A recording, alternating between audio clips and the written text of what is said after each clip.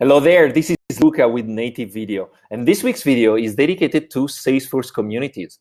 Have you built a customers or a partners community using Salesforce?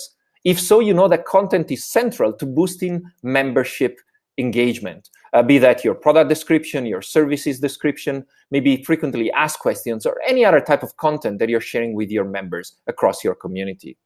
Well, have you thought about video?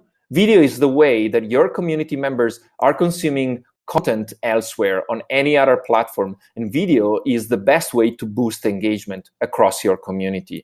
Today, NativeVideo makes it simple by making it native. You can today record and upload a video directly from your Salesforce platform and then share it across your community.